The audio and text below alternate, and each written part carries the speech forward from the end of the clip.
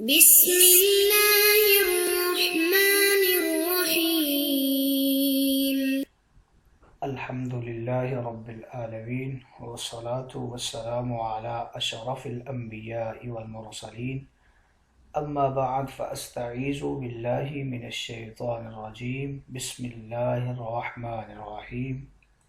السلام علیکم ورحمۃ اللہ وبرکاتہ۔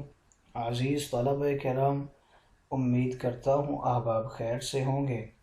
انشاءاللہ آج ہم تفسیر جلالین کے درس نمبر 149 میں سپارہ نمبر 18 سے سورہ مومنون کی منتخب کردہ آیات 31 اور 32 کو پڑھنے کی سعادت حاصل کریں گے، جن میں کلام باری تعالیٰ و کلام مفسر کا ترجمہ ہوگا، ربط و تعلق آیات کو ذکر کیا جائے گا، مفسر کریم کے کلام کی تشریح و توضیح کریں گے اور دیگر مفسرین کے اقوال ذیشان کو پیش کرنے کی سعادت حاصل کریں گے۔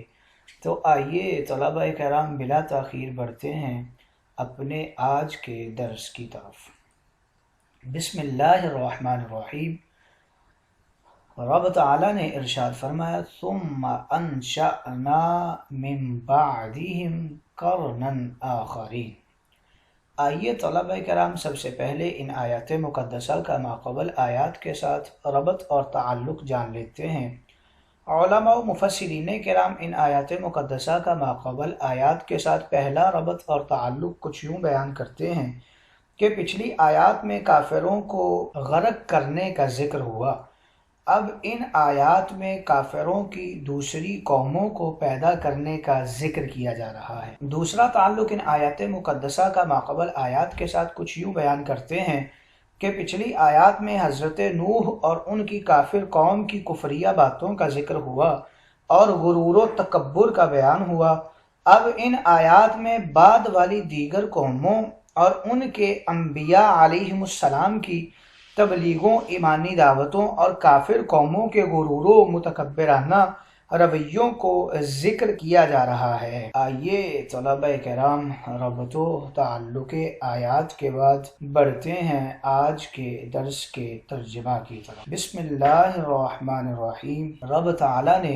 ارشاد فرمایا، ثم انشأنا من بعدهم قرنا آخرین، پھر ہم نے قوم نوح کے بعد ایک دوسری قوم کو پیدا کیا، اور وہ قوم کون سی ہے؟ وہ قوم عاد ہے۔ فَأَرْسَلْنَا فِيهِمْ رَسُولًا مِّنْهُمْ، پھر ہم نے ان میں ایک رسول بھیجا جو انہی میں سے تھے، یعنی ہود علیہ السلام۔ اس پیغمبر نے، حضرت ہود علیہ السلام نے اس قوم سے کہا، اعبدوا اللہ، اللہ کی بندگی کرو، ما لکم من الہ غیرہ، اس کے علاوہ تمہارا کوئی معبود نہیں، افلا تتقون، کیا تم ڈرتے نہیں ہو کہ تم ایمان لے آؤ، اللہ کے عذاب کا تمہیں خوف نہیں ہے، اس کے عقاب سے تمہیں ڈر نہیں لگتا۔ آئیے طلبہ کرام ترجمہ کے بعد بڑھتے ہیں آج کے درس کی تشریح و توضیح کی طرف۔ ثم انشأنا، اس سے پہلی آیات میں حضرت نوح کا واقعہ بسلسلہ ہدایت و تسلی ذکر کیا گیا تھا، اب آگے دوسرے پیغمبروں اور ان کی امتوں کا کچھ حال اجمالاً بغیر نام کی تعیین کے ذکر کیا گیا ہے کہ آثار و علامات سے حضرات مفسرین نے عاد یا سمود دونوں قومیں مراد لی ہیں۔ عاد کی طرف حضرت ہود علیہ السلام اور سمود کی طرف حضرت صالح علیہ السلام کی بعثت ہوئی تھی، لیکن مفسر کریم حضرت امام جلال الدین السیوطی نے اس قوم سے مراد قوم عاد یعنی حضرت ہود علیہ السلام کی قوم کو مراد لیا ہے۔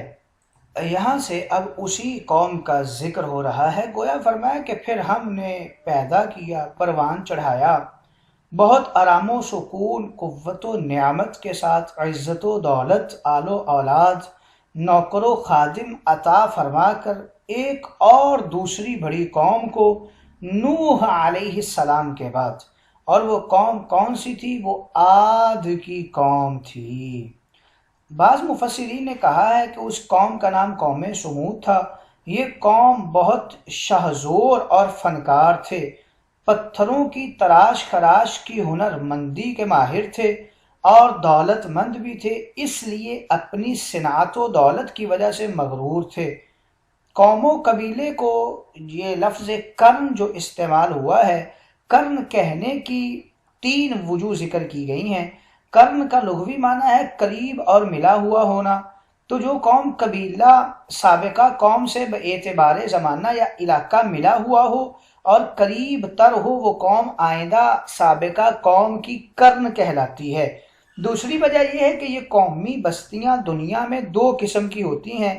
بعض قومیں ہمیشہ صنعت و حرفت کے عمل میں متفرق ہوتی ہیں اور کچھ قومیں فنی تہذیبی رسم و رواج کے اعتبار سے متحد ہوتی ہیں۔ فنی تہذیبی رسم و رواج میں مختلف اور متفرق قومیں معاشرے میں قومی قوت کا عروج نہیں پاتی، نہ ان کو نشو و نما کا تمدن حاصل ہوتا ہے، اس لیے متفرق المزاج قوموں کو کرن نہیں کہا جاتا، لیکن اجتماعی اتحاد، تمدنی خصوصیات کا عروج، نشو و نما، متفق رسم و رواج سے زندگی اور زمان و مکان کی قوت نمایاں ہوتی ہے۔ صرف ایسی ہی بستی و اہل کو کرن کہا جاتا ہے۔ اسی اجتماعیت و اتحادیت سے قومی قوت عہد آفرین زمانہ ساز ابھرتی ہے اور اوراق کے تاریخ پر مکتوب اور منقوش ہو جاتی ہے۔ قرآن مجید میں ایسی ہی عہد آفرین تاریخ ساز مشہور زمانہ قوموں کو کرن کہا گیا ہے۔ اور تیسری وجہ یہ ہے کہ جسمانی شہزوری کا اجتماعی فروغ رکھنا بھی تاریخی شہرت کا باعث ہے، اس لیے اس طرح کی اجتماعی خصوصیت والی قوم کو بھی کرن کہا جاتا ہے۔ یہی خصوصی قوتیں قوم نوح، قوم عاد، سمود، قوم مدین، قوم فرعون، قوم جالوت کو متفرق تقسیم سے حاصل تھیں۔ فَأَرْسَلْنَا فِيهِمْ رَسُولًا مِّنْهُمْ، پھر ہم نے کیا کیا؟ ہم نے ان میں سے ہی ان کی طرف اپنے رسول کو بھیجا جو حضرت ہود علیہ السلام تھے، اور یہ حضرت نوح علیہ السلام کے کئی زمانوں بعد ہم نے جس کو بھی زمین پر بسایا اور ہر طرح کی شان اور آن اور دولت دے کر پروان چڑھایا اور نشو و نما سے افرادی اولادی کمال و جمال بنایا، مگر ابلیس شیطان نے ان کو گمراہ کر کے مشرک و کافر، ظالم و مغرور بنا دیا۔ تب ہم نے ان میں ان ہی کے قبیلے برادری کی جانی پہچانی ہوئی عظیم، طبیب، طیب، طاہر، نیک شخصیت کو نبی و رسول اور صاحب شریعت پیغمبر مبعوث فرما دیا، اور حسب دستور اپنا ازلی قدیمی ایمان و دین متین دے کر اس نبی کریم کو اس قوم کی طرف بھیجا، اور اس نبی کریم نے اپنی قوم سے یہی فرمایا، اعبدوا اللہ، اے لوگو اللہ کی عبادت کرو جو تمہارا مالک و خالق ہے، ما لکم من الہ غیرہ، کائنات ارضی و سماوی میں اللہ کے سوا تمہارا کوئی بھی معبود نہیں، نہ حقیقتاً، نہ مجازاً، نہ عقلاً، نہ بصیرتاً، نہ بصارتاً، نہ علماً، نہ شعوراً، کیونکہ اللہ اور معبود صرف وہی ہو سکتا ہے جو اپنے عبد کا خالق بھی ہو، رازق بھی ہو، اور خالق صرف وہی ہو سکتا ہے جو زندگی بھی دے سکے اور موت بھی دے سکے، اور رازق وہ ہو سکتا ہے جو زمین و آسمان سے رزق عطا فرمائے، اور رزق وہی دے سکتا ہے جو سورج چاند چلا سکے، بارشیں برسا سکے، ہوائیں دوڑا سکے، کواکب کو گھما سکے، کھیت باغات شجرات اگا سکے، حیوانوں انسان پھیلا سکے۔ جب ان نعمتوں، قدرتوں، قوتوں، حکمتوں کا مالک رازق صرف اللہ ہی ہے تو معبود مسجود اور مستحق عبادت بھی وہی ہے۔ یہ عام فہم بات ہے، معمولی عقل والا بھی سمجھ لیتا ہے، اور کتنی بڑی خباثت ہے کہ مشرکین موت و حیات کی نعمتیں اللہ سے پاتے ہیں اور مانتے بھی ہیں، مگر عبادت کرتے ہیں بتوں کی جو نہ کچھ دے سکتے ہیں، نہ کچھ لے سکتے ہیں، نہ بگاڑ سکتے ہیں، نہ بچا سکتے ہیں۔ تو اے میری قوم کے بے وقوف منکرو بدقسمتو، کیا تم ایسے مجبور و بے بس کو سجدے کرتے ہو، ان سے دعائیں کرتے ہو، اور نعمتیں تم اللہ کی کھا کر آرام سے سو جاتے ہو اور اسی کی زمین پر چلتے ہو، اسی کی غذائیں فضائیں ہوائیں لیتے ہو؟ افلا تتقون، تو کیا تم رب کے جلال کی، قیامت کے عذاب کی، حساب و کتاب کی ہیبت نہیں رکھتے؟ اس سے تمہیں ڈر نہیں لگتا؟ نہ تم توحید کی امانت کا خیال رکھتے ہو، نہ شریعت کی ہدایت کا، نہ رسولوں کی رسالت کا، نہ دین حق کی صداقت کا، نہ سابقہ قوم کفار کی ہلاکت کا، ان کی پھیلی ہڈیاں، بکھری چمڑیاں، ٹوٹی بستیاں دیکھ کر بھی تم عبرت نہیں پکڑتے؟ تمہیں رب تعالیٰ کے عقاب کا خوف نہیں ہے کہ تم اس پر ایمان لے آؤ؟ حضرت عبداللہ بن عباس کا فرمان ہے کہ یہ نبی حضرت ہود علیہ السلام اور ان کی قوم عاد تھی، اور اس قول کی 3 دلیلیں دیتے ہیں۔ پہلی دلیل یہ ہے کہ قوم نوح کے بعد پہلی بڑی قرن اور کافر و کفر ساز یہی قوم عاد ہوئی، اور یہاں من بعدہم فرما کر یہی نشاندہی فرمائی جا رہی ہے۔ اور دوسری دلیل اس کی یہ دیتے ہیں فَأَرْسَلْنَا فِيهِمْ رَسُولًا سے حضرت ہود ہی مراد ہے، اور انہوں نے ہی اپنی نافرمان ضدی کافر قوم کو سمجھاتے ہوئے فرمایا تھا وَاذْكُرُوا إِذْ جَعَلَكُمْ خُلَفَاءَ مِن بَعْدِ قَوْمِ نُوحٍ وَزَادَكُمْ فِي الْخَلْقِ بَسْطَةً۔ اور تیسری دلیل یہ دیتے ہیں کہ یہاں فرمائے گا قرنًا آخرین، آگے ارشاد ہے وَأَطْرَفْنَاهُمْ فِي الْحَيَاةِ الدُّنْيَا، یعنی ہم نے اس قرنًا آخرین کو بہت امیر و خوشحال بنایا ہے۔ سورہ شعراء میں قوم عاد کا نام لے کر یہی اوصاف بیان فرمائے گئے ہیں، جس سے ثابت ہے کہ یہ قوم عاد ہی تھی۔ اور اکثر مفسرین کرام نے بھی قول ابن عباس کو ہی ترجیح دی ہے۔ ہود علیہ السلام کا شجرہ نسب بھی یہی بتاتا ہے کہ من بعدہم قرنًا آخرین سے مراد قوم عاد ہی ہے، کیونکہ نوح علیہ السلام سے قریب تر تھے۔ شجرہ نسب اس طرح ہے کہ ہود علیہ السلام بن شالخ عبداللہ بن ربا بن خلود بن عاد بن عوس بن ارم بن سام بن نوح بن ملک بن لافح بن ادریس بن شیس بن آدم علیہ السلام۔ حضرت نوح و ہود کے درمیان کوئی نبی نہیں ہے، تو ثابت ہوا کہ قرنًا آخرین یہی قوم عاد ہے۔ خیال رہے کہ قوم عاد 2 ہیں، پہلی قوم عاد خلوف بن عاد کی اولاد سے ہے، اس کو عاد اول کہا جاتا ہے، اور ان کا علاقہ یمن تھا۔ قرآن مجید میں اس کو عاد ہود کہا گیا، اور عاد دوم کا نام قوم سمود مشہور ہوا، اور یہ سمود بن عاد کی اولاد تھی، اس کو قوم صالح کہا جاتا ہے، عاد جدید بھی کہا جاتا ہے۔ عاد بن اوس کے 4 بیٹے تھے، امالکہ، شداد، خلود اور سمود۔